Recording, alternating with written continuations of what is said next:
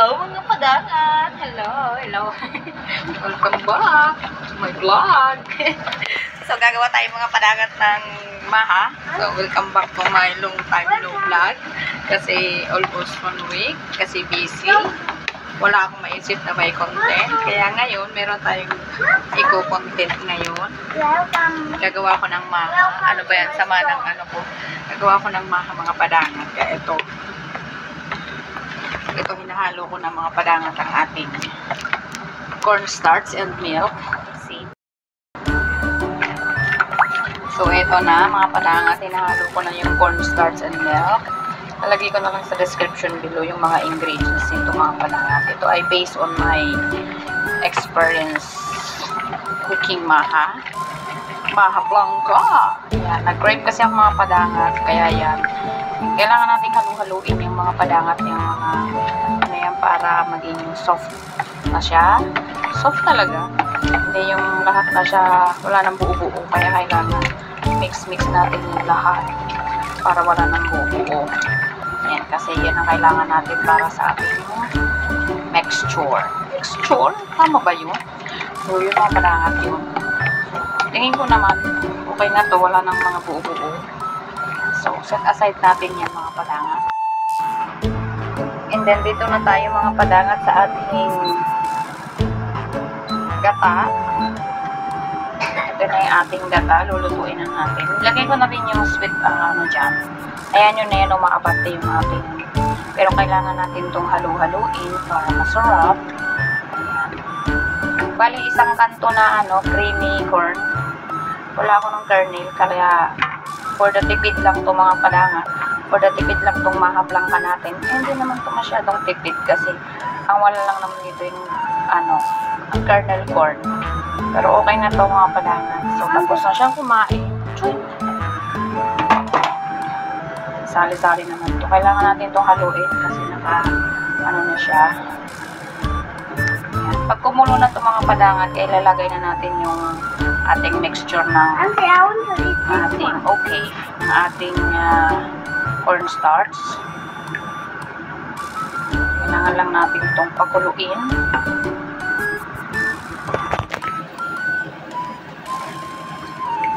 Antayin natin kumulo. So, dito pa nga lang, creamy na siya. Oh. Sobrang napaka-creamy ko talaga gumawa ng maha. So, pag kulo na siya mga padangat, lalagyan natin siya ng condense. Kahit hindi pa pala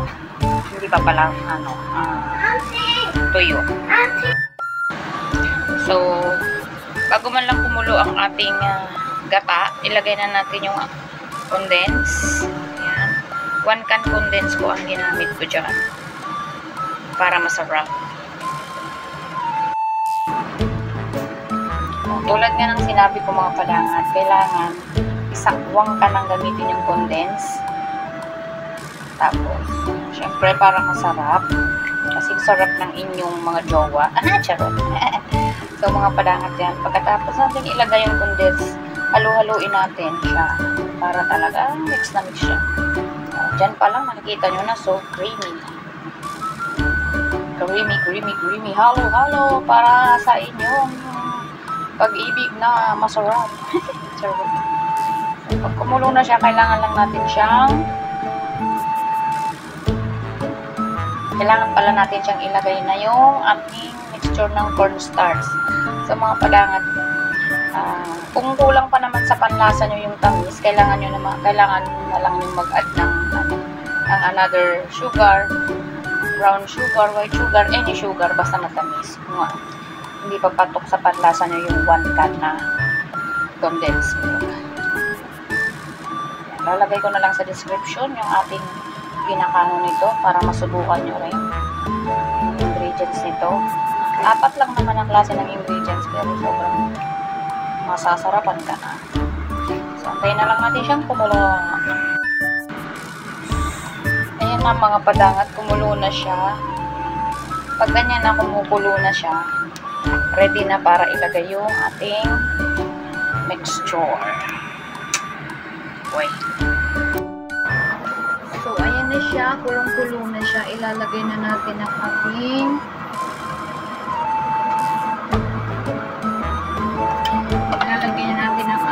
Mixture.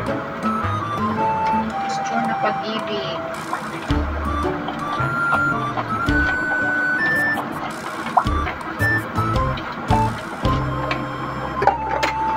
Ilalagay, dahan-dahan ang ilalagay.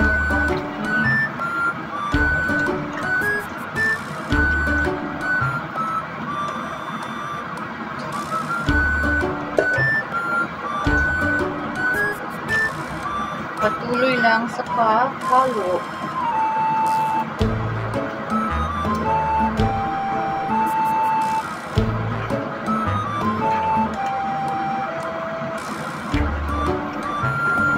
Para sa ating perfect mahaw. Ayan, nakikita nyo na yung creaminess. Creaminess of the year.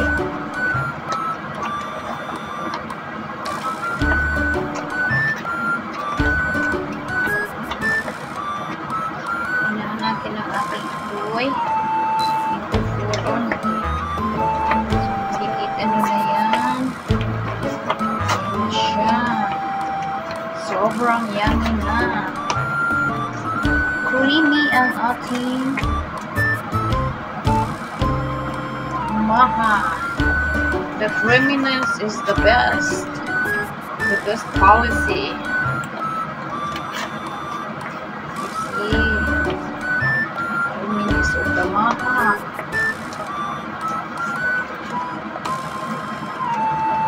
So, yan na siya.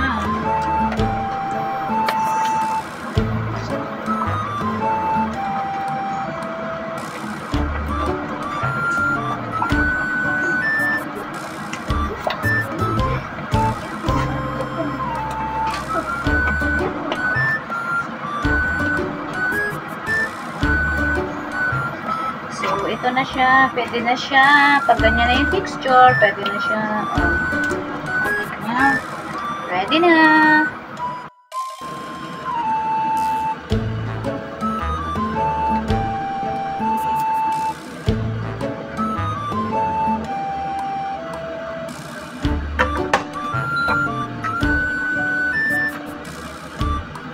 Flatten mo muffin siya.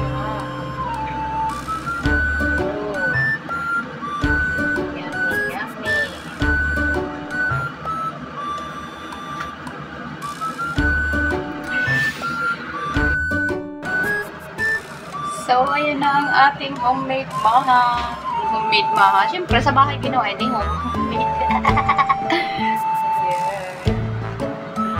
Sarap na siya kaayo, uy. Isang ganito lang pala siya. One order na siya. So, PM na lang sa gusto. So, mga padangan, natapos na ang ating maha blanca. Uy, bakit ganitong ilaw? Pangit. So, yan. Tara. Against the light. Coco, what did you do to my food? Visit na to. So, yun na mga padangan. Ayan na. Tapos ang ating mga... Siyempre, itong mga tira-tira na ito, mabilis itong lumamig. Tirahin natin mamaya. So, for now, kakain muna ako. So, mga padangan, yung ating maha ay nilagay ko sa kaya, pinalamig ko na. Ngayon, malamig na siya, mga padangan. Nalagyan ko siya ng cheese. So, ayan. Lagyan natin ng cheese. Cheese.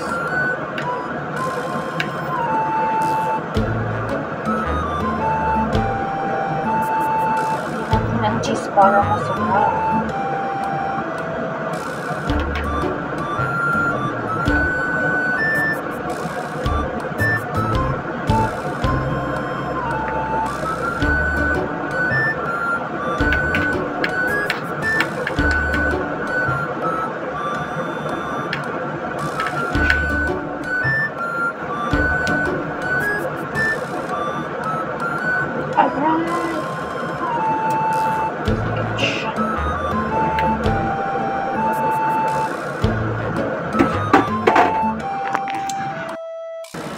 So, ayan na siya. Para lalong mas masarap. Siyempre, kakamayin na natin yan. Mas masarap yung kinakamay. Charot.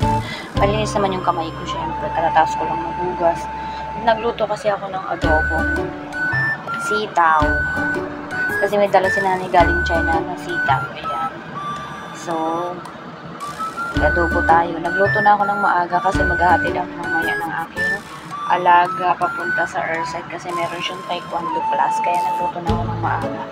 So, nilagyan ko din ng cheese kahit papansarili lang. Naisipan ko lang na magluto ng gawa ng matagal na ito nakastock mga ingredients ko. Hindi ko naluluto at medyo tinatamad ako. Ngayon, nagkaroon ako ng oras at medyo sinipa.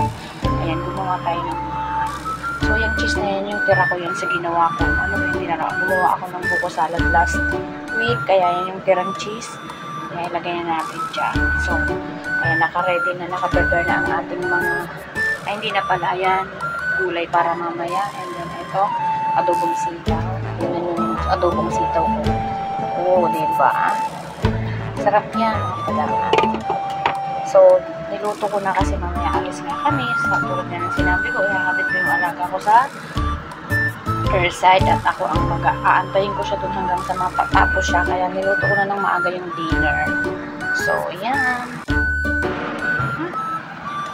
So, yun ang mga padangat. So, siguro hanggang dito na lang itong vlog na ito. Natapusin ko na ito kasi medyo mahaba-haba na rin itong i-edit natin. So, yun mga padangat. And that's all for today's vlog. And thank you very much. God bless you all. Yun, syempre hindi pwedeng hindi natin titikman ang ating maha blanca. Ayan, hihiwa tayo para tikman ang ating maha blanca. At magme-merienda tayo. Ayan. So, let's go. Let's take some bites. Some merienda.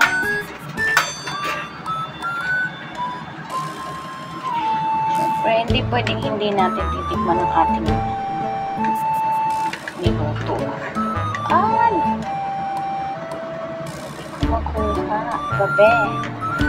Naubos ko naman yung cheese. Super creamy ating cheese. Yummy. Diba? Hindi pwedeng hindi natin natikman. Creamy. Delicious.